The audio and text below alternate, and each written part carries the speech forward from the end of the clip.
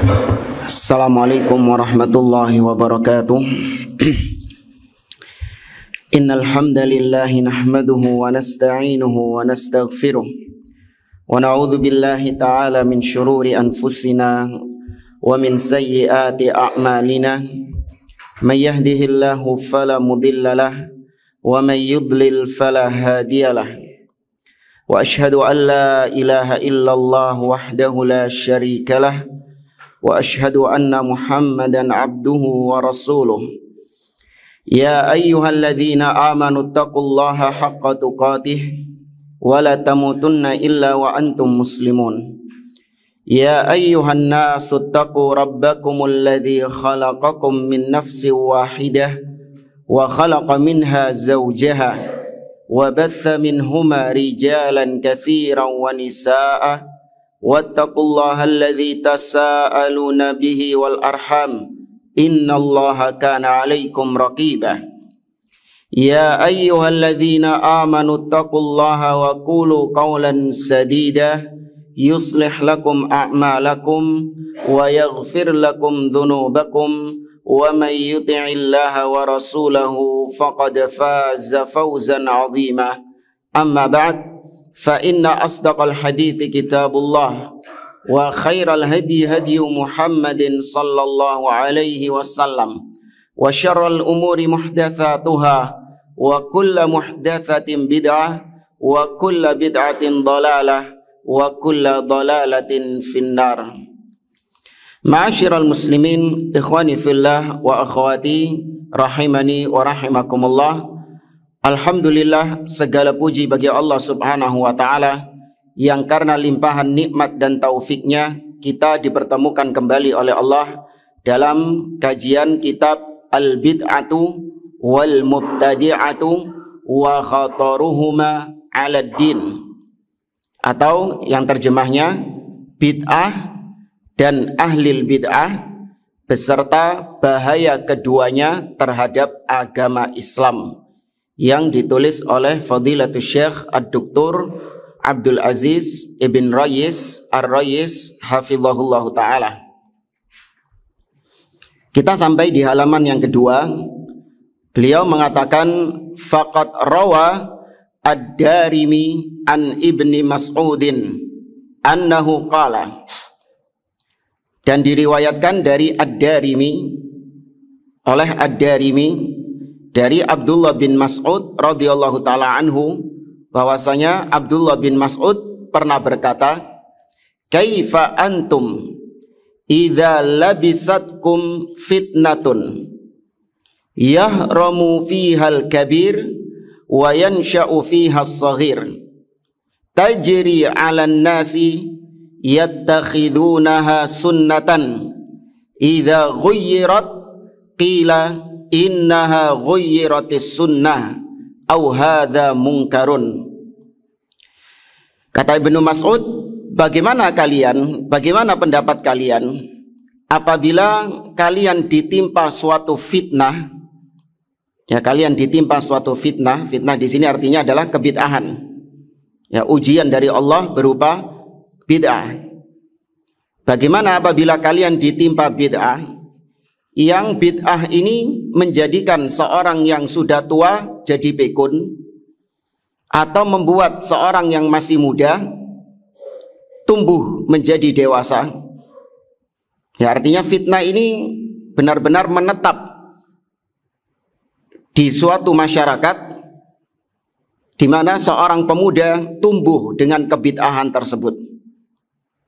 Tajri 'alan nas yattakhidunaha sunnatan, di mana bid'ah ini berjalan di tengah manusia, yang oleh mereka dijadikan sebagai sunnah, yakni bid'ah yang sudah dianggap menjadi sunnah. Dan betapa banyaknya hal-hal demikian di negeri kita.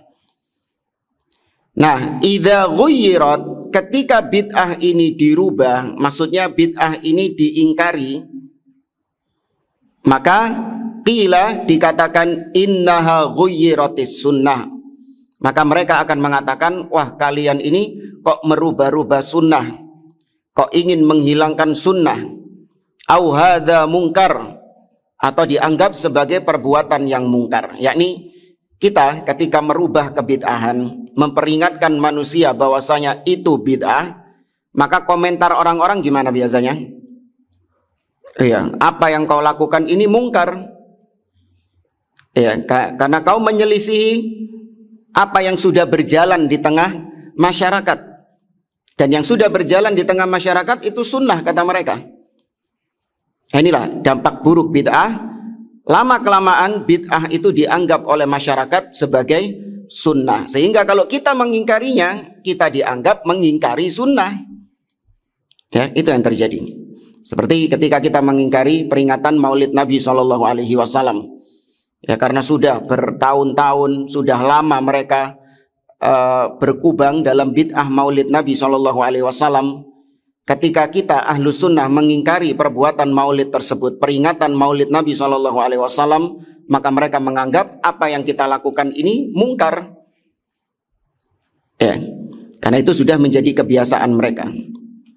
Thumma aidan min madaril bid'ah annaha tuhaddimuddin au tuhdamuddin hadaman.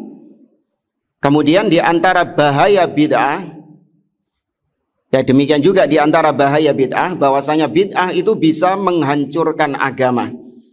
Maksudnya bisa merusak tatanan agama. Faqad rawad Darimiyu an Hasan ibn Atiyah at-Tabi'i annahu qala, diriwayatkan oleh Ad-Darimi dari seorang tabi'in yang bernama Hasan ibn Atiyah rahimahullahu ta'ala, bahwasanya Hasan bin Atiyah pernah mengatakan, mabtada'a qaumun bid'atan fi dinihim illa nuzi'a min sunnatihim mithliha. Kata beliau, tidaklah suatu kaum berbuat bid'ah dengan suatu bid'ah di dalam agama mereka kecuali dicabut sunnah yang semisal dengannya pada mereka. Jadi bid'ah dan sunnah ini dua hal yang nggak bisa disatukan. Ya, ketika suatu kaum mereka mempraktekkan bid'ah, maka pasti di situ ada sunnah yang hilang. Ya, pasti ada sunnah yang hilang. Contoh misalnya,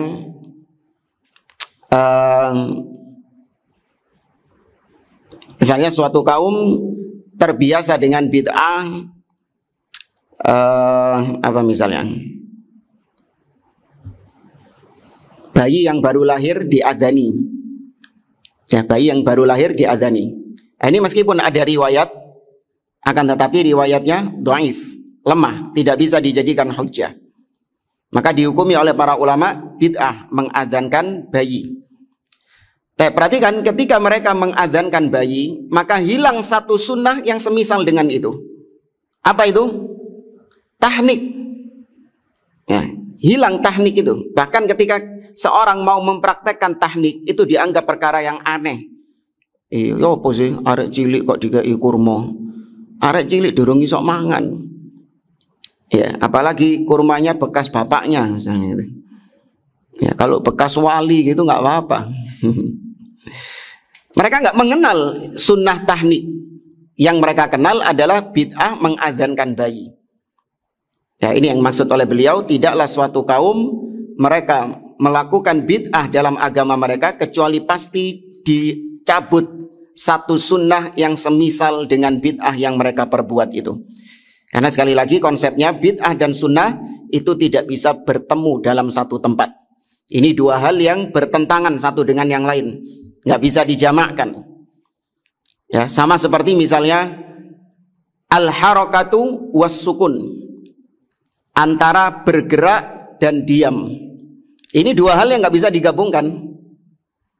Ya, ada nggak orang yang menggabungkan antara diam dengan bergerak? Ya apa menggabungkannya? Kalau antum diam, ya berarti nggak bergerak. Kalau antum bergerak, berarti yang nggak diam.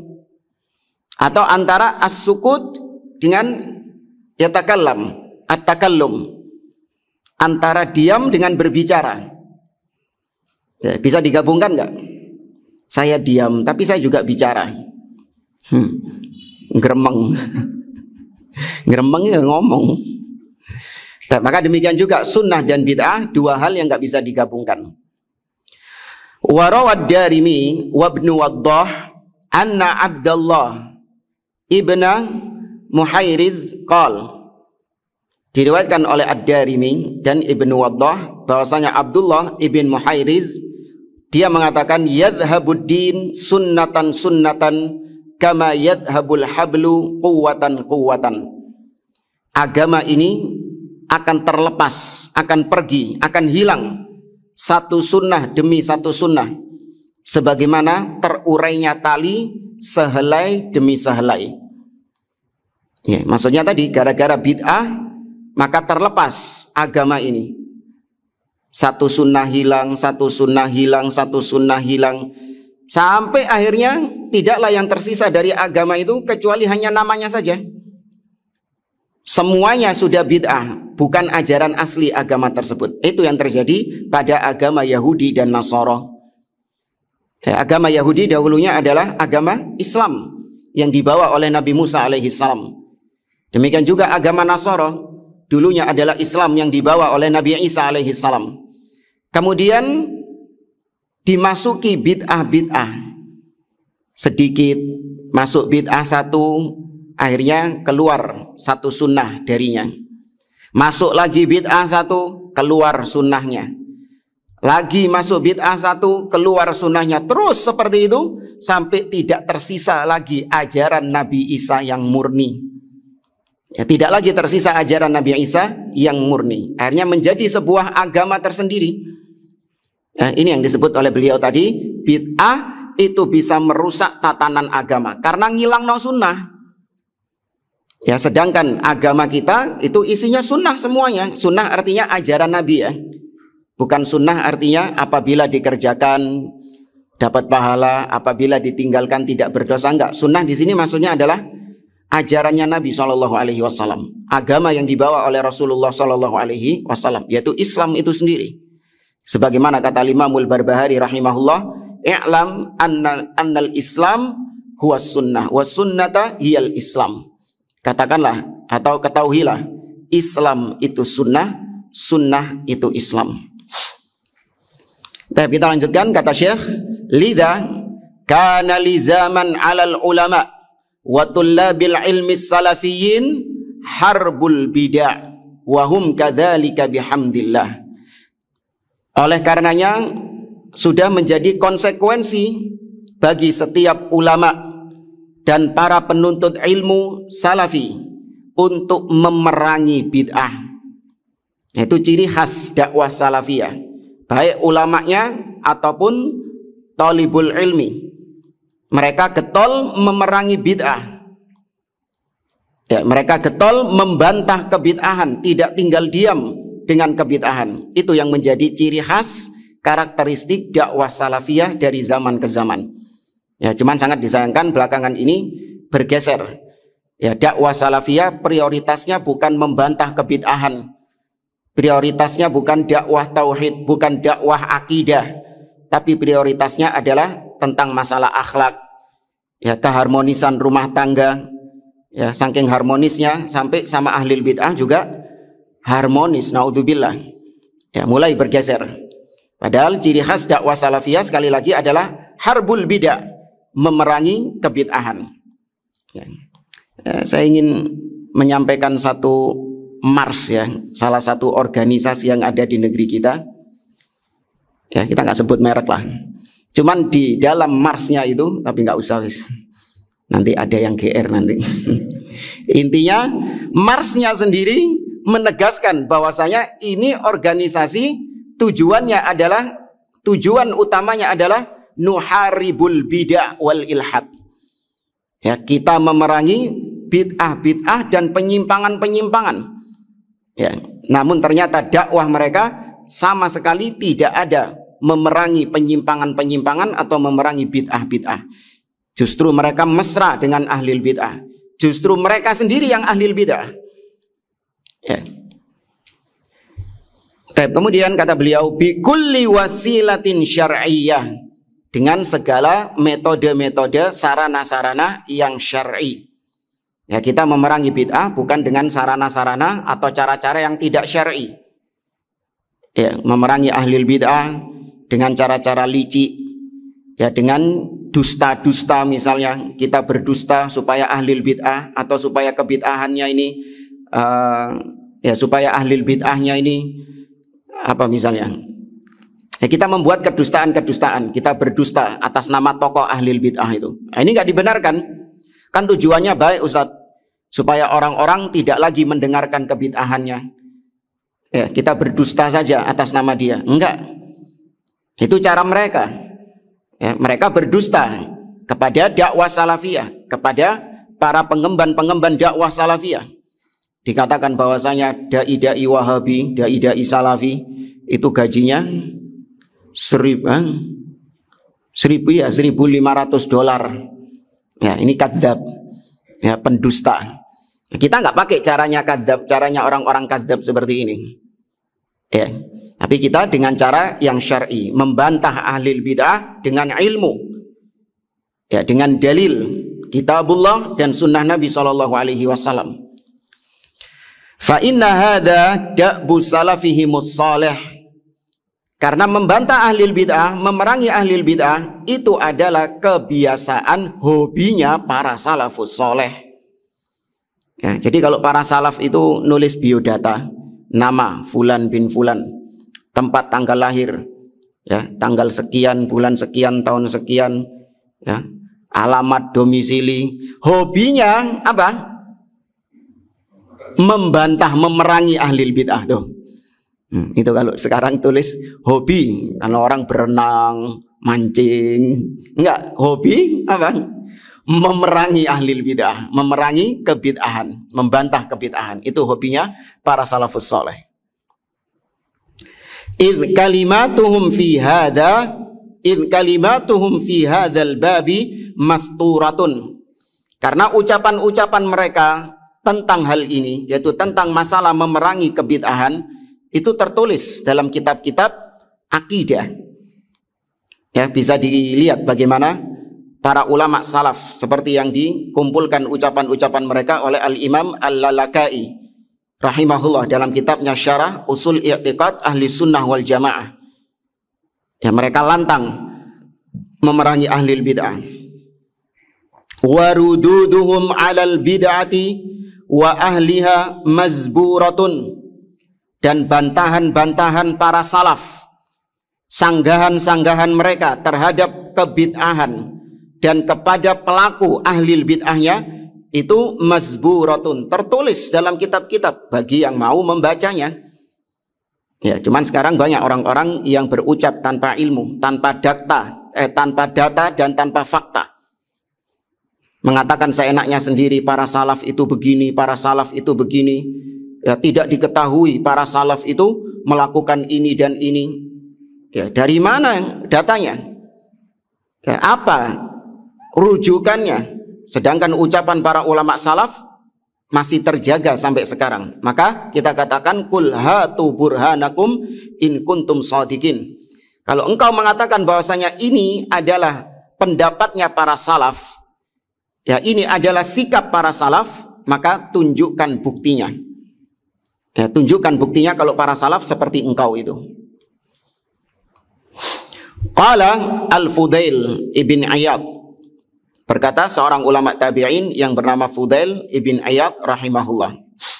Beliau mengatakan, man atahu rajulun fasyawarahu fadallahu ala mubtadi'in faqad ghasyal Islam wahdharud dukhula ala ashabil bid'ah fa innahum yasudduna 'anil haqqi. Kata beliau, barang siapa yang didatangi oleh seseorang, kemudian orang ini menunjukkan tentang seorang ahli bid'ah, yakni Anda didatangi sama seseorang, kemudian orang ini mengarahkan Anda kepada ahli bid'ah, maka sungguh orang ini telah melakukan perbuatan tipu daya di dalam Islam. Maka berhati-hatilah, kata beliau, terhadap ashabul bid'ah, terhadap ahli bid'ah, karena mereka ini menghalangi manusia dari al-haq, dari kebenaran. Ini peringatan para salaf, diantaranya disampaikan di sini oleh Al-Fudail ibn Iyad, untuk kita berhati-hati dengan ahli bid'ah dan orang-orang yang mengajak kepada kebid'ahan. Wa qala Ibrahim ibn Maisarah, berkata Ibrahim bin Maisarah, man waqqara sahiba bid'atin faqad a'ana ala hadmil Islam. Barang siapa yang memuliakan, memuji-muji ahli bid'ah, maka sungguh dia telah membantu untuk menghancurkan Islam. Ya, memuji saja. Ya, kita menyanjung-nyanjung ahli bid'ah, kita puji-puji dia. Ini adalah bentuk upaya menghancurkan sunnah, menghancurkan agama Islam. Karena tadi konsepnya, kalau misalnya ada seorang tokoh ahli bid'ah yang dipuji-puji, maka orang-orang akan terpedaya dengan pujian itu. Dia akan menganggap bahwasanya tokoh yang sedang kita puji ini layak untuk diambil ilmunya, layak untuk didengarkan ucapannya. Sehingga banyak kaum muslimin yang terkena syubhatnya, banyak kaum muslimin yang terkena bid'ahnya, sehingga sunnahnya hilang nggak? Hilang sunnahnya. Nah, itu dia sama saja membantu menghancurkan Islam, menghilangkan sunnah itu. Ya, makanya nggak ada ulama ahlus sunnah atau seorang yang mengaku di atas sunnah itu tidak ada yang merekomendasikan ahli bid'ah, memuji-muji mereka, menyanjung-nyanjung mereka. Bahkan ketika matinya pun tidak ditampakkan kesedihan atas kematian ahli bid'ah tersebut. Ya, karena kalau ditampakkan kesedihan berarti ada unsur merekomendasikan si ahli bid'ah itu, yakni tokoh-tokoh ahli bid'ah tersebut. Ya, maka hati-hati Anda kalau mungkin nge-share video, meskipun kalau Anda lihat videonya nggak ada masalah Ustadz, isinya juga nggak ada yang menyimpang. Iya, memang nggak ada yang menyimpang isinya, hak. Akan tetapi orang yang menyampaikannya ini adalah seseorang yang memang bukan di atas sunnah, alias ahli bid'ah, sehingga membuat orang-orang lain penasaran. Ustadz sopo iki yo? Iya, kok bagus ya? Akhirnya cari videonya yang lain. Oh, ini Ustadz fulan, dicari videonya yang lain. Videonya yang lain itu yang isinya apa? Syubhat tok. Iya, yang antum potong nggak ada syubhatnya, memang benar. Nah, tapi orang-orang yang ngelihat video yang antum share itu nyari sendiri mereka. Ya, dimakan syubhatnya. Berarti antum yang berdosa karena menunjukkan kepadanya ahli bid'ah, jalan menuju ahli bid'ah. Berarti antum sama saja membantu untuk menghancurkan sunnah, ya, menghilangkan sunnah itu.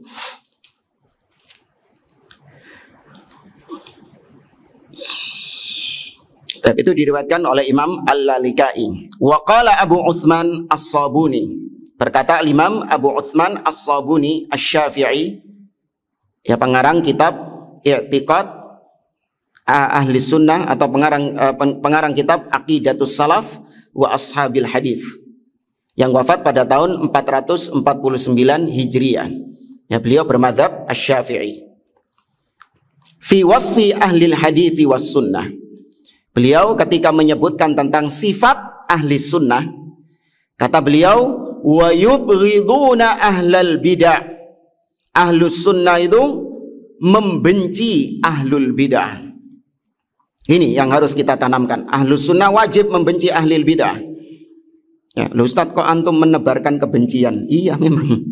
Tak akoni wis. Iya. Kita menebarkan kebencian kepada ahlul bid'ah. Cuman namanya kebid'ahan itu bertingkat-tingkat. Ya, kalau bid'ahnya ringan, ya jangan antum berikan kebencian yang sama seperti orang yang bid'ahnya berat. Ya, bid'ahnya ringan, bid'ah kecil misalnya. Iya, antum benci dia sesuai dengan kadar bid'ahnya.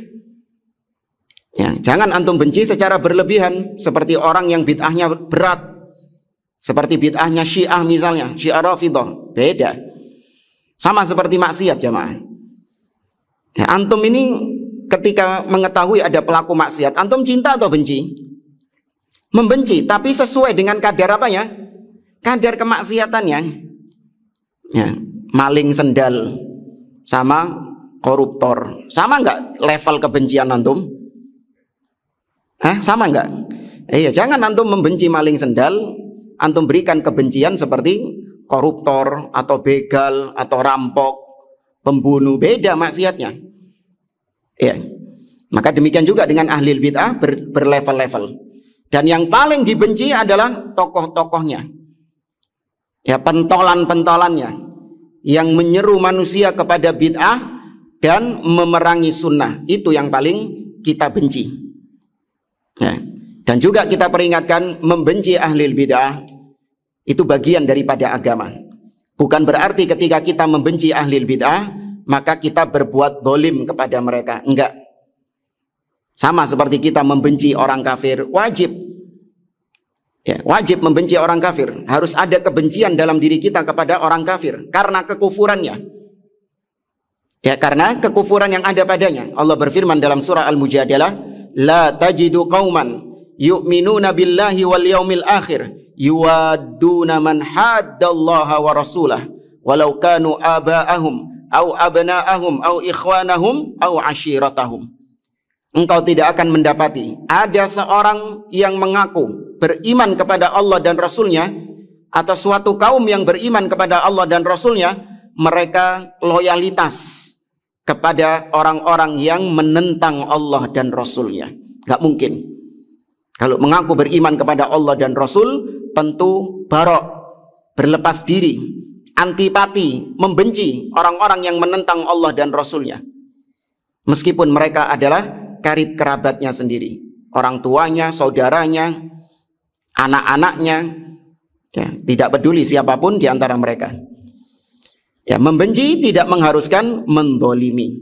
Kita membenci orang kafir, kita membenci ahli maksiat, kita membenci ahli bid'ah sesuai dengan tingkatan kemaksiatan, tingkatan kebid'ahannya. Namun kita tetap diharamkan untuk berbuat zalim kepada mereka. Nggak boleh. Harus berbuat adil. Ya, Allah berfirman dalam surah Al-Maidah, wala yajrimannakum wala yajrimanna syana'ana wala yajrimannakum syana'anu qaumin ala alla ta'dilu i'dilu huwa aqrabu littaqwa. Dan janganlah kebencianmu terhadap suatu kaum membuat engkau tidak berlaku adil. Di sini Allah tidak melarang kita membenci, bahkan wajib membenci. Tapi jangan sampai kebencianmu terhadap kaum tersebut membuatmu berlaku tidak adil. Utang sama ahli bid'ah, disaur gak? Sahur, bayar. Ustaz, dia kan ahli bid'ah. Loh ya, apa hubungannya terus?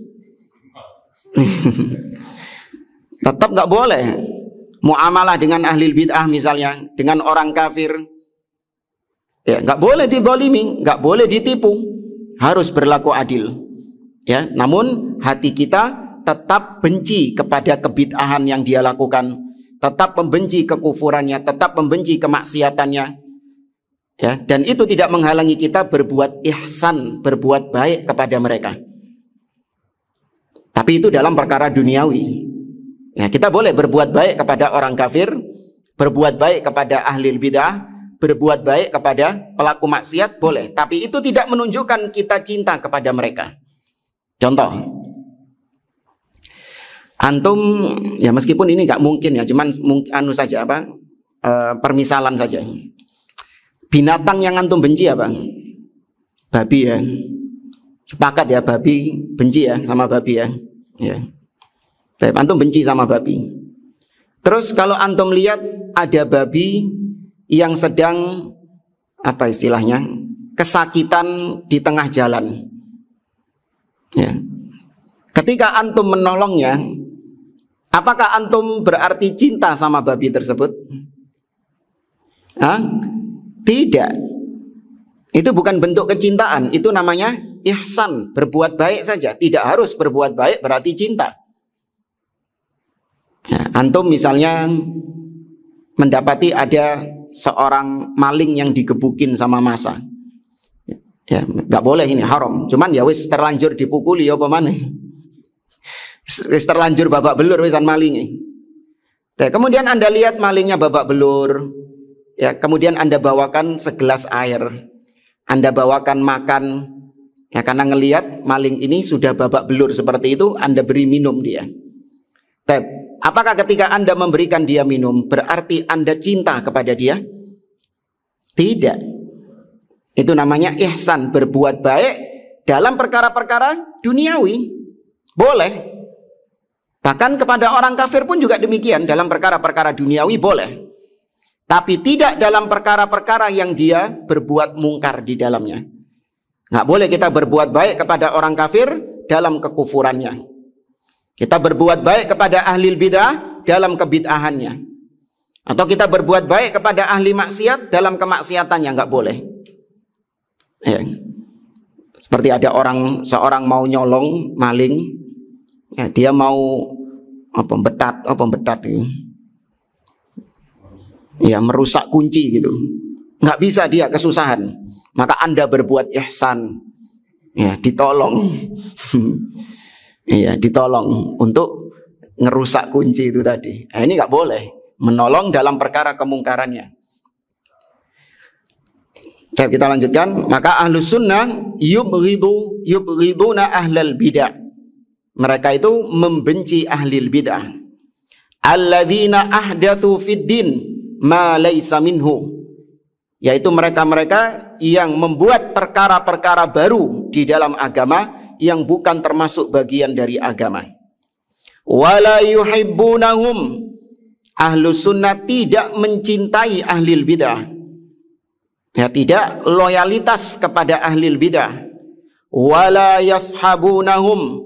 Dan tidak berkawan, bersahabat, berteman dengan ahlil bidah. Itu ciri ahlus sunnah. Jadi aneh ya kalau ada seorang ustadz yang katanya salafi, katanya punya teman dari berbagai macam kalangan. Ya. Ya, itu bukan salafi itu. Itu bukan ahlus sunnah itu. Ya, karena ahlus sunnah tidak akan mungkin berkawan dengan ahlil bidah. Kan nggak bisa nyatu jamaah. Kok bisa akrab, kok bisa betah sama ahlil bid'ah itu? Ketika mereka menyampaikan bid'ah-bid'ahnya, masa nggak ada kecemburuan sama sekali dalam diri antum? Nah, ini misalnya antum berkawan dengan seseorang, ya sudah berkawan. Kemudian ketika dia mengeluarkan akidahnya, mengatakan bahwasanya Allah tidak di atas, tapi Allah di mana-mana. Mengucapkan misalnya Allah atau Al-Quran itu makhluk, bukan kalamullah. Antum yang katanya ahlus sunnah tentu berkeyakinan Al-Quran apa? Kalamullah. Tentu berkeyakinan Allah di mana? Di atas. Lah ngerungokno dhek ngomong ngono iku mosok antum gak panas, gak gerah gitu loh. Hah? Gak sumpek gitu. Loh kan kalau sumpek berarti wis gak iso dijak koncoan ngono loh. Gak bisa diajak berteman. Antum pasti akan membantah. Kata siapa Allah di mana-mana itu? Allah itu di atas, bukan di mana-mana. Nyeyel koncoe mau. Gak, Allah di mana-mana, bukan di atas. Kata siapa Al-Quran itu makhluk, Al-Quran itu kalamullah, Allah berfirman. Jare koncone, gak, Allah nggak bisa berbicara, karena kalau Allah berbicara nanti sama dengan makhluk. Loh, gegeran. Ya kan? Gegeran, gak iso koncoan. Nah ini kok bisa koncoan? Kok bisa temenan yang katanya salafi itu? Ya, kalau nggak memang satu apa?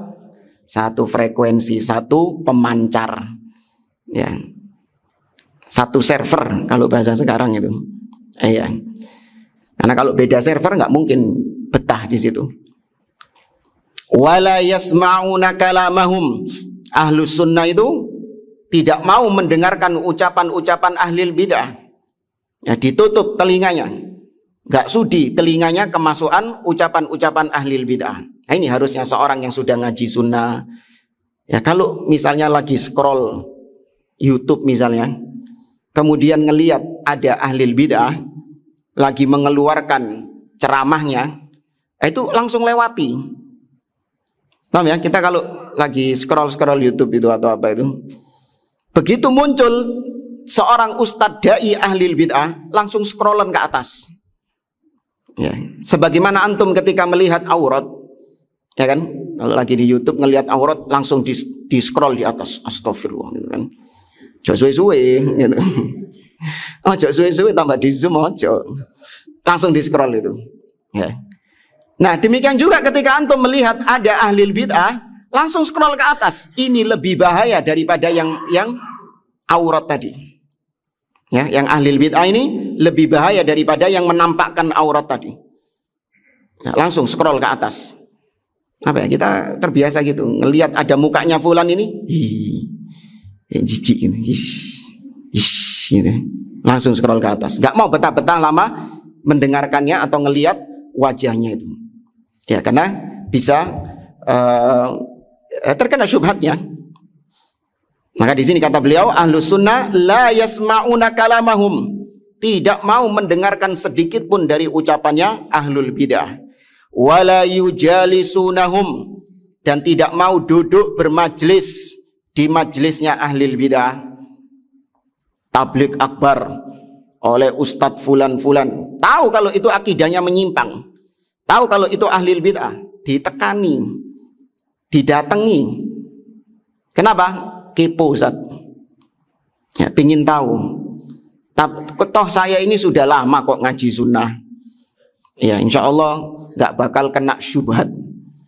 Ya, pulang-pulang kajian, miring kepalanya ini, kena syubhat. Baik, maka nggak boleh, harus suudzon sama diri sendiri jamaah. Jangan husnudzon sama diri sendiri. Katakan kepada diri Anda, saya meskipun sudah lama ngaji tahunan, ngaji sunnah, ngaji akidah, iman saya lemah, ya, ilmu saya masih kurang. Ya, nggak perlu kita kemudian menerjang itu semuanya dengan alasan kita pengen tahu bagaimana tokoh ahli bid'ah ini karena viral. Kan mumpung ke Surabaya ini fulan ini, jarang-jarang ke Surabaya, ini dai viral ini, didatangi majelisnya. Jangan. Wala yujadilunahum fid din, ya, dan ahlus sunnah itu tidak mau berdebat kusir dengan ahli bid'ah dalam masalah agama. Karena agama sudah terang, ya, Islam sudah jelas, ngapain diperdebatkan? Ada ahli bid'ah ngajak debat kita berdebat tentang di mana Allah Subhanahu wa taala. Loh, bagi kita ahlu sunnah, di mana Allah itu sudah final enggak? Sudah jelas, sudah final. Apa yang perlu diperdebatkan lagi? Kalau kau belum jelas bagimu, itu urusanmu. Itu urusanmu sendiri. Ya, tidak perlu memperdebatkan tentang sesuatu yang sudah jelas. Dan akidah ahli sunnah itu semuanya jelas. Ya, sudah final semuanya, nggak perlu diperdebatkan. Makanya ahli sunnah nggak mau berdebat dengan ahli bid'ah. Wala yunadhirunahum, dan mereka tidak mau berdiskusi apapun terhadap mereka. Wa yarawna suna adhanihim an simai abatilihim allati idza marrat bil adhan wa qarrat fil qulub darrat. Kata beliau, ahlus sunnah, ahlul hadis, mereka menganggap wajibnya menjaga pendengaran dari ucapan-ucapan batil mereka, menjaga telinga mereka, ya, menjaga telinga dari ucapan-ucapan batil mereka. Jadi telinga ini dijaga, jangan sampai mendengarkan kebatilan-kebatilan mereka. Yang mana kebatilan-kebatilan ahli bid'ah ketika lewat ke telinga kita, maka itu akan langsung menghujam, menancap ke dalam hati seseorang, dan itu membuat berpenyakit hatinya. Ya, kalau sudah mampir syubhat, menancap di dalam hati, itu sudah menjadikan hati kita berpenyakit dengan syubhat tersebut. Iya. Makanya dijaga pendengaran mereka dari ahli bid'ah. Contoh misalnya Imam Muhammad bin Sirin rahimahullahu ta'ala, yang juga diriwayatkan oleh al-Imam Al-Lalikai dan yang lainnya dalam kitab-kitab akidah mereka. Kisah tentang Muhammad bin Sirin didatangi oleh dua orang ahli bid'ah yang ingin membacakan ayat Al-Quran kepada Imam Muhammad bin Sirin. Maka Imam Muhammad bin Sirin mengatakan kepada mereka, kau yang pergi, kalian yang pergi, atau aku yang pergi? Ya, la taqumanna anni aw la aquman. Hendaklah kalian berdua menyingkir dariku, atau aku yang menyingkir dari kalian. Maka mereka berdua pun menyingkir. Ditanya oleh muridnya, kenapa kok nggak boleh? Kan hanya sekedar membacakan ayat. Kenapa kok nggak boleh membacakan ayat kepadamu, wahai Imam Muhammad bin Sirin?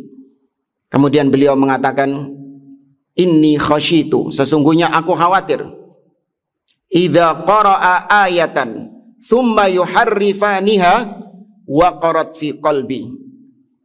Ya, aku khawatir apabila mereka membacakan ayat Al-Quran, kemudian mereka selewengkan maknanya, mereka palingkan makna ayat tersebut, dan itu aku dengarkan, maka aku khawatir itu akan menjadi penyakit di dalam hatiku, jadi syubhat di dalam hatiku. Ini sekelas imam, ulama, ya, nggak mau mendengarkan celotehan-celotehan ahlil bid'ah.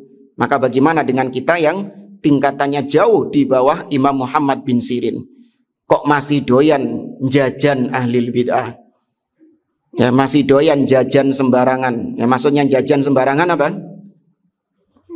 Bermajelis dengan ahlil bid'ah. Hanya gara-gara si ahlil bid'ahnya ini viral, ya, atau lucu, atau apalah dari hal-hal yang disukai sama orang-orang awam. Ahlu sunnah enggak.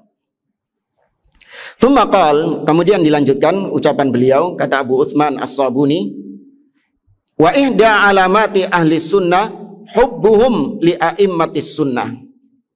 Dan di antara ciri ahlus sunnah adalah mereka mencintai para ulama-ulama ahlus sunnah wa ulama'iha. Mereka mencintai ahli ilmu di antara ahlus sunnah, wa ansariha wa awliyaiha.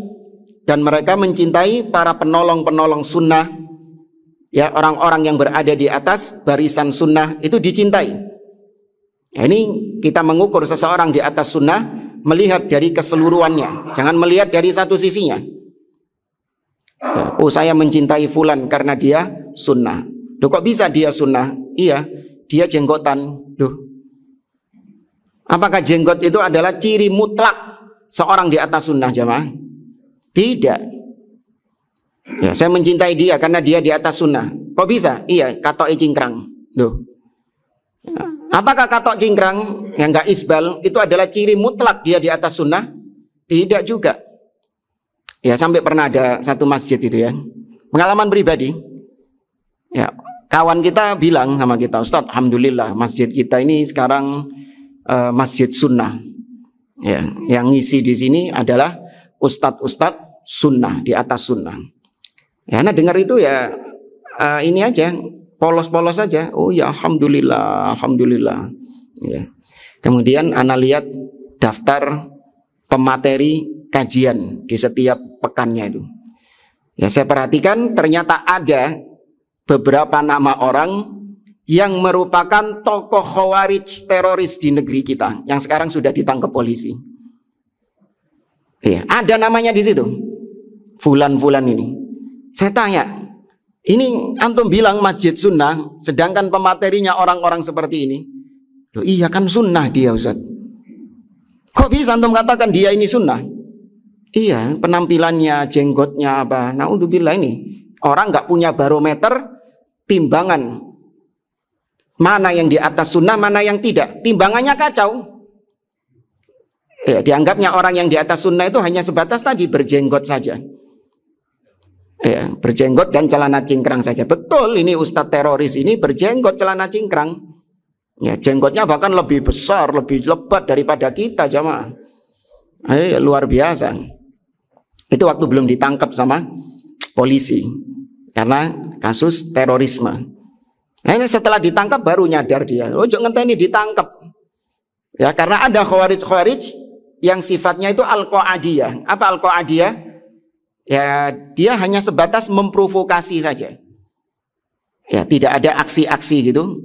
Cuman dia hanya duduk di majelis, ya, menanamkan akidah khawarij kepada kaum muslimin. Dia nggak terlibat aksi terorismenya. Bisa dipahami nggak? Ya, dia nggak terlibat aksi terorismenya, sehingga nggak ditangkap sama polisi. Tapi pemikiran-pemikiran dia itu yang memicu terorisme. Ya, maka jangan sampai ketangkep polisi baru tahu kalau dia adalah dai khawarij. Enggak. Ya. Ada lagi, saya pernah, Ustaz, safar ke suatu kota itu. Masya Allah, situ masjidnya itu yang sholat di situ semuanya sunnah semua. Daerah mana itu? Ya kan, satu masjid itu sunnah semua daerah. Kok bisa? Iya, saya lihat waktu tasyahud itu jarinya gerak semua. La ilaha illallah. Hanya dengan itu kau anggap mereka adalah ahlus sunnah. Berarti yang jarinya diam gini ahlul bid'ah gitu. Nah, ini kita belajar untuk membedakan mana ahlus sunnah dengan ahlul bid'ah. Dilihat pada semua usul, semua pokok-pokok prinsip ahlus sunnah. Ada nggak yang diselisihi itu? Dan alhamdulillah, ya setidaknya kita sudah membahas pokok-pokok prinsip ahlus sunnah di kitab apa kemarin? Usulus sunnah oleh Imam Ahmad itu. Kalau ada satu prinsip yang diselisihi, ya sudah, coret dari daftar sunnah, selesai. Ya sampai dia bertobat kembali kepada jalan as-sunnah. Ya jangan ngelihat dari satu sisi saja. Dia kalau membahas tauhid itu benar seperti kita, Ustaz. Ya tauhid rububiyah, uluhiyah, asma wa sifat. Kan berarti dia ahlus sunnah. Apalagi rujukannya juga kitab-kitab ulama-ulama kita. Syekh Muhammad Shalih Al-Utsaimin, Syekh Shalih Fauzan, itu kitab-kitab yang dibahas sama dia. Iya. Tapi kok kalau ceramah, kalau kajian di medsosnya rajin ya mengkritik pemimpin di depan umum. Ya, bahkan kalau ada demo-demo ngikut dia. Iya, ngikut teriak-teriak pakai toa. Demo-demo di jalan, katanya di atas sunnah. Iya kan cuman masalah itu tok, Ustaz. Iya, tapi kan masalah-masalah yang lain dia di atas sunnah. Lunda, justru satu masalah ini tok menjadikan dia sudah tidak lagi di atas sunnah. Ya, sampai dia kembali ke jalan sunnah. Maka kata beliau, ahlus sunnah benar mencintai ahlus sunnah. Seorang muslim wajib mencintai ahlus sunnah. Tapi yaitu dilihat apa barometer Anda mengatakan dia ahlus sunnah. Wa bughdhuhum li a'immatil bid'ah. Kata beliau, ciri ahlus sunnah adalah kebencian mereka kepada para imam-imam bid'ah. Ya, para imam-imam ahlil bid'ah. Alladzina yad'una ilan nar. Yang mana mereka menyeru, mengajak manusia kepada neraka. Wa yadulluna ashabahum ala daril bawar. Dan menunjukkan kepada pengikut-pengikutnya kepada neraka jahanam. Wa qala al-Baghawi, berkata al-Imamul Baghawi, qad akhbara an-nabiy sallallahu alaihi wasallam an iftiraqi hadhihi al-ummah wa dhuhuril ahwa'i wal bid'i fihim. Dan Nabi sallallahu alaihi wasallam telah mengabarkan tentang perpecahan umat ini dan munculnya hawa nafsu dan munculnya bid'ah-bid'ah pada mereka. Itu sudah dikabarkan oleh Nabi dalam hadis iftiraqul ummah misalnya. Nabi mengatakan sataftariqu hadhil ummah ala 73 firqah kulluha finnar illa wahidah. Umat ini akan terpecah menjadi 73 kelompok, golongan. Semuanya terancam neraka kecuali satu. Siapa mereka? Ma ana alaihi wa ashabi, yaitu mereka yang berada di atas jalanku dan para sahabatku sekarang ini. Ya, Nabi juga mengabarkan kelak akan ada bid'ah-bid'ah yang muncul. Ya, seperti Nabi juga mengatakan dalam hadis Al-Irbad bin Sariyah. Ya, Nabi mengatakan fa innahu may ya'ish minkum ba'di fasayara ikhtilafan katsira. Barang siapa yang hidup sepeninggalku nanti dia akan melihat perselisihan, perpecahan yang banyak, yaitu bid'ah-bid'ah, munculnya bid'ah-bid'ah itu. Nabi memberikan solusi, fa'alaikum bisunnati, wajib kalian berpegang dengan sunnahku, dan seterusnya. Kemudian Nabi juga memberikan warning supaya kita selamat, yaitu wa iyyakum wa muhdatsatil umur, jauhkan diri kalian dari perkara-perkara baru di dalam agama, yaitu bid'ah. Wa haka bin najati limanittaba'a sunnatahu. Kemudian Nabi menyebutkan bahwasanya keselamatan itu hanya bagi orang-orang yang mengikuti sunnah beliau. Hadisnya tadi itu Irbad bin Sariyah. Nabi memberikan permasalahan. Ngasih tahu Nabi, ada masalah nanti di zaman berikutnya, yaitu perpecahan umat. Ini problemnya. Kemudian Nabi memberikan jalan selamat dari problem tersebut. Solusi, yaitu dengan cara mengikuti sunnah, berpegang dengan sunnah. Wa sunnata ashabihi radhiyallahu anhum, berpegang dengan sunnah beliau dan sunnahnya para sahabat, yaitu pemahamannya para sahabat Nabi. Fa'alal mar'il muslim, maka wajib atas seorang muslim, idza ra'a rajulan, apabila dia melihat seseorang, yata'ata syai'an minal ahwa'i wal bid'i mu'taqadan, ketika dia mempraktekkan, menjalankan sesuatu dari bid'ah, ya secara akidah. Kalau kita melihat ada seseorang yang mempraktekkan, menjalankan praktek-praktek bid'ah, au yatahawanu bi syai'in minas sunnah, atau dia meremehkan sesuatu dari sunnah, diremehkan sama dia. Apa sih? Misalnya masa akidah cuman bahas masalah pemimpin saja, kok diulang-ulang terus masalah ketaatan kepada pemimpin. Masa akidah itu cuman taat kepada pemimpin tok. Nah, ini termasuk bentuk meremehkan sunnah. Ya, termasuk bentuk meremehkan sunnah. Maka kalau ada mendapati orang seperti ini, maka nasihat beliau an yahjurahu, diboikot. Ya, untuk dia dihajar. Hajar bukan dihajar. Ya, dihajar maksudnya diboikot dia. Wa yatabarra minhu, dan berlepas diri darinya. Wa yatrukuhu, dan meninggalkannya. Karena itu akan membahayakan kita. Ya, fala yusallim alaihi idza laqiyahu, bahkan di antara konsekuensi hajar adalah tidak mengucapkan salam terlebih dahulu atasnya. Wala yujibuhu idzabtada'a ila an yatruka bid'atahu, bahkan kalau memang diperlukan tidak menjawab salam secara terang-terangan kepadanya. Ya, misalnya ada ahli bid'ah, muslim ya sudah sampai tingkatan bid'ah yang memang sangat parah, ya parah luar biasa, tapi nggak sampai kafir. Dia mengucapkan salam kepada kita, kalaupun kita menjawabnya, maka cukup dijawab dengan lirih. Nggak perlu ditampakkan kepadanya. Tunjukkan bahwasanya kita barok, berlepas diri darinya. Sampai kapan? Sampai dia meninggalkan bid'ahnya, wa yuraji'al haq, dan sampai dia kembali rujuk kepada kebenaran. Nih, secara asal menghajar, memboikot ahli bid'ah itu harus secara asal. Ya, dan tidak boleh berpindah untuk tidak memboikot kecuali kalau ada maslahat yang lebih kuat. Ini sekali lagi untuk membantah ya. Ada mungkin antum pernah dengar statement sebagian dai mengatakan hukum memboikot ahli bid'ah secara asal adalah lihat maslahat. Ya, kata mereka gitu. Ini keliru ya. Dia mengatakan secara asal hukum memboikot ahli bid'ah itu lihat maslahat. Kalau maslahatnya baik, maka kita jalankan. Tapi kalau maslahatnya tidak ada, justru mendapatkan mudarat, maka tidak kita jalankan. Ini keliru. Yang benar adalah hukum memboikot ahli bid'ah secara asal, yaitu ya secara asal wajib ahlu sunnah memboikot ahli bid'ah. Baru kemudian apabila itu mudarat, nah baru tidak dipakai memboikot ahli bid'ah ini. Paham ya? Jadi secara asal itu ahlu sunnah menegaskan sikap atau kepada ahli bid'ah ini hukumnya apa dulu? Memboikot, wajib. Itu dulu.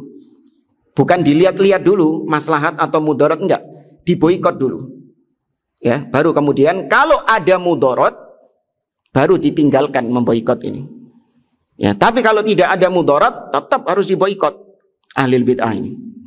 Ya, tapi sekali lagi sesuai dengan kadar kebid'ahannya. Ya, adapun orang-orang awam ya yang nggak paham, yang cuman enggah-enggih saja, ya ini beda sikap terhadap mereka. Ya, karena mereka sejatinya orang-orang awam sasaran dakwah kita. Tidak sebagaimana tokoh-tokohnya atau pentolan-pentolannya atau orang-orang yang memang berilmu di antara mereka. Ya, namun ilmu-ilmu bid'ah maksudnya. Tapi jamaah, saya cukupkan sampai di sini. Wallahu taala alam. Sebelum kita akhiri, mungkin ada yang mau ditanyakan, tafadhol.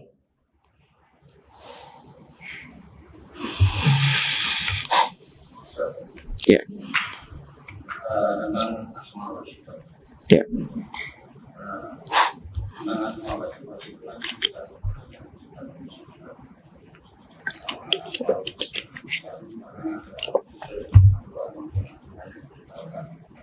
yang disebut oleh Allah. Ya, bagaimana tentang saudara kita yang bermadzhab Asy'ari lalu dia menunjukkan bahwa nama dari sifat Allah adalah bisa bersifat. Apakah bisa tergolong, bisa keluar dari Islam atau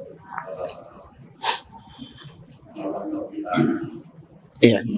Berkaitan dengan firqah Asy'ariyah yang mereka menyimpang dalam pembahasan al-asma was sifat, nama-nama dan sifat-sifat Allah Subhanahu wa taala, maka tidak ada ulama ahlus sunnah yang menganggap mereka kafir keluar dari Islam. Ya, mereka masih muslim, hanya saja dalam masalah ini mereka keliru, salah takwil. Ya, keliru dalam memahami nama-nama dan sifat-sifat Allah, sehingga mereka hanya menetapkan 7 sifat, 20 sifat dan mentakwil. Ya, sebenarnya bukan mentakwil tapi tahrif. Ya, mentahrif sifat-sifat yang lain. Ini kekeliruan, akan tetapi tidak sampai mengeluarkan dia dari Islam. Ya, karena sejatinya apa yang mereka inginkan adalah untuk mensucikan Allah dari penyerupaan terhadap makhluk. Ya, tujuan mereka adalah mensucikan Allah dari penyerupaan terhadap makhluk. Mereka keliru, salah. Dianggapnya ketika menetapkan sifat Allah itu menyerupakan Allah. Kalau kita tetapkan Allah di atas berarti sama dengan makhluk. Kalau kita tetapkan Allah itu turun berarti sama dengan makhluk. Itu kekeliruan mereka, karena mereka menganggap menetapkan sifat itu sama saja menyerupakan dengan makhluk. Padahal 7 sifat yang mereka tetapkan bagi Allah itu juga ada semua pada makhluk. Sifat al-haya, hidup, irada, ilmu, as-sam'u, wal basaru, wal kalamu. Apalagi yang belum? Sudah semua ya? Hah? Iya, situ. Itu semua sifat-sifat tersebut makhluk juga punya enggak? Punya, mendengar, melihat, hidup, berkehendak, kalam, berbicara, ilmu, mengetahui. Makhluk ada. Kenapa kok ditetapkan? Kenapa kok tangan, wajah, ya, istiwa kok ditolak semuanya, kok ditakwilkan? Kata mereka, oh iya, itu 7 sifat itu makhluk juga punya, cuman berbeda dengan sifat Allah. Lu kaget manggon nih. Nggak dari tadi, seharusnya itu terapkan sama semua sifat Allah. Allah di atas, tapi nggak sama di atasnya Allah dengan makhluk. Allah punya wajah, tapi nggak sama wajahnya Allah dengan makhluk. Allah punya tangan, nggak sama tangannya Allah dengan makhluk. Selesai. Ya, wallahu a'lam. Mereka nggak kafir.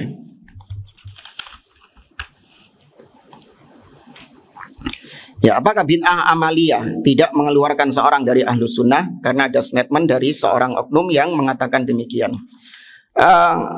Berkaitan dengan bid'ah amaliyah, mungkin berkaitan dengan bid'ah amaliyah, maksudnya bid'ah amaliyah adalah bid'ah perbuatan. Ya, bid'ah yang berkaitan dengan perbuatan. Karena kalau dibagi ada bid'ah i'tiqadiyah dan bid'ah amaliyah, bid'ah aqdiyah dan bid'ah amaliyah. Bid'ah yang berkaitan dengan keyakinan, kayak tadi Asy'ariyah tadi. Nah, itu bid'ah keyakinan, meyakini Allah tidak di atas. Ya, menolak Allah punya wajah, mentakwil sifat-sifat Allah. Ya, seperti keyakinannya Khawarij misalnya, bahwasanya pelaku dosa besar kafir, ya, keluar dari Islam. Ya, keyakinannya Murji'ah, bahwasanya pelaku dosa tidak mengurangi iman, imannya tetap sempurna. Ini semua bid'ah, tapi bid'ah jenisnya apa? Akidah. Nah, ada bid'ah jenisnya amaliyah, perbuatan. Ya, seperti peringatan Maulid Nabi, ya, tahlilan, ya, apalagi zikir berjamaah setelah sholat, ya, salam-salaman mungkin setelah sholat, ya, banyak. Paham ya perbedaan dua ini ya, satu keyakinan, satu perbuatan. Nah, ada sebagian orang yang mengatakan bahwa kalau seorang itu jatuh dalam bid'ah yang akidah tadi, maka dia menjadi ahlil bid'ah. Katanya gitu. Tapi kalau dia cuma sebatas melakukan bid'ah amaliyah, yaitu ikut maulid, ikut tahlilan dan yang lainnya, maka dia nggak bisa dikeluarkan dari ahlus sunnah. Dia tetap ahlus sunnah meskipun mengikut maulid Nabi, mengikut tahlilan dan yang lainnya.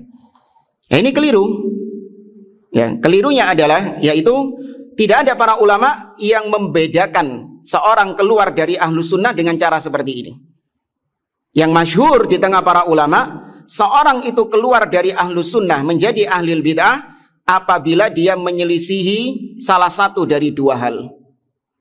Yaitu yang pertama, dia menyelisihi ahlus sunnah dalam perkara-perkara kulliyah, dalam perkara-perkara universal. Apa maksudnya perkara universal? Kalau kita katakan yaitu perkara, bukan usul. Perkara universal ini adalah satu paket, di dalamnya ada parsial-parsial. Ya, contoh misalnya, saya menolak asma wa sifat Allah. Misalnya, saya menolak nama-nama dan sifat-sifat Allah. Nah, ini berarti yang ditolak sama dia satu paket. Karena nama-nama dan sifat itu ada banyak nggak? Ada banyak di dalamnya, itu ditolak kabeh sama dia. Nah, ini perkara-perkara juz'iyah, universal, perkara yang wungkul. Ya kan, perkara yang wungkul, bukan eceran, bukan. Tapi ya perkara besar. Nah, kalau dia menyelisih ahlus sunnah dalam masalah ini, dia dikeluarkan dari ahlus sunnah. Kemudian yang kedua adalah perkara eceran, tapi dengan syarat itu terjadi perselisihan antara ahlus sunnah dengan ahlul bid'ah. Contoh tadi dalam asma wa sifat. Ecerannya, parsialnya dalam asma wa sifat ini ada sifat istiwa, ada sifat kalam, ada sifat nuzul, ada sifat kedua tangan, wajah. Nah, kalau dia menyelisihi parsial sifat-sifat itu, maka dia dikeluarkan dari ahlus sunnah dengan syarat sifat yang dia selisihi itu memang itu terjadi titik sentral permusuhan ahlus sunnah dengan ahlul bid'ah. Contoh apa sifat yang menjadi titik gegerannya ahlus sunnah sama ahlul bid'ah? Misalnya ada orang gini, saya mengimani semua sifat-sifat Allah, saya menetapkan semua sifat-sifat Allah kecuali satu sifat. Tuh, eceran kan ini kan? Yang ditolak sama dia satu sifat saja. Apa itu? Sifat istiwa. Allah di atas. Saya nggak meyakininya. Dikeluarkan nggak dari ahlus sunnah? Semua diimani sama dia. Sifat-sifat Allah yang lain diimani. Cuman satu sifat yang nggak diimani sama dia. Sifat istiwa. Dia dikeluarkan nggak dari ahlus sunnah?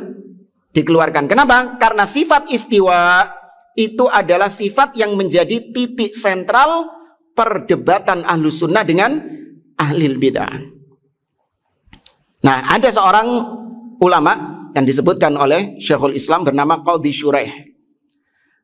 Al-Qadhi Syuraih, dia itu menetapkan semua sifat kecuali satu sifat, yaitu sifat ta'jub. Ya, Allah tidak memiliki sifat ta'jub, padahal ditetapkan oleh ahlus sunnah. Allah punya sifat ta'jub. Ya, Allah itu ta'jub, ada, ditetapkan oleh ahlus sunnah. Itu termasuk sifat Allah azza wa jalla. Nah, Qadhi Syuraih, dia nggak mau menetapkan sifat ta'jub ini. Padahal sifat-sifat yang lain ditetapkan sama dia. Baik, dikeluarkan nggak dari ahlus sunnah? Kenapa kok tidak dikeluarkan?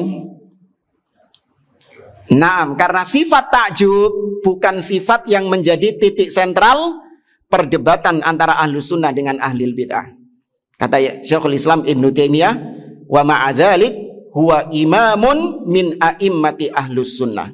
Meskipun Qadhi Syuraih, beliau ini tergelincir tidak menetapkan sifat ta'jub, dia tetap ulama dari ulama-ulama ahlus sunnah, nggak dikeluarkan dari ahlus sunnah. Ya, paham ya bedanya ya antara perkara juz'i dengan perkara kulli dengan perkara juz'i, eceran. Ya. Baik. Kemudian bantahan kita yang kedua, kalau dia mengatakan bahwa bid'ah amaliyah tidak bisa mengeluarkan seorang dari ahlus sunnah, maka kita jawab tidak mungkin dia melakukan amaliyah bid'ah kecuali pasti didasari dengan apa dulu? Akidah, bid'ah akidah dulu. Nah, maulid ya Nabi salam, berdiri kan? Tapi ini bid'ah apa ini? Amaliyah. Apa motivasinya dia melakukan seperti itu? Karena keyakinan bahwasanya Nabi sedang datang. Ya berarti sama saja itu bid'ah apa hakikatnya? Bid'ah akidah juga. Karena akidah itu adalah asal. Amaliyah taba'an. Amaliyah itu mengikuti asalnya. Paham ya jamaah ya? Maka ini ucapan yang keliru, ucapan yang salah. Ya, bid'ah amaliyah itu pasti didasari dengan bid'ah akidah juga. Sebagaimana kita kalau beribadah itu pasti didasari dengan akidah dulu. Ya kan? Antum tadi subuh salat sunnah 2 rakaat sebelum subuh, salat sunnah fajar. Tidaklah antum melakukan itu kecuali pasti karena akidah. Apa akidah antum? Khairun minad dunya wa ma fiha. 2 rakaat salat subuh lebih baik daripada dunia dan seisinya. Artinya balasan yang Allah berikan di akhirat itu lebih baik daripada dunia dan seisinya. Itu akidah, yaitu iman kepada hari akhir. Antum yakin akan ada balasan di hari akhir. Tuh, tidaklah antum berbuat, beramal kecuali didahului dengan akidah terlebih dahulu. Ya, maka ucapan yang mengatakan bahwa bid'ah amaliyah tidak mengeluarkan seorang dari ahlus sunnah, yang mengeluarkan hanya bid'ah akidah saja, ini ucapan yang keliru, yang batil dan harus diluruskan. Baik, wallahu ta'ala alam. Kita akhiri. Subhanakallahumma wa bihamdik, asyhadu an la ilaha illa anta astaghfiruka wa atubu ilaik. Assalamualaikum warahmatullahi wabarakatuh.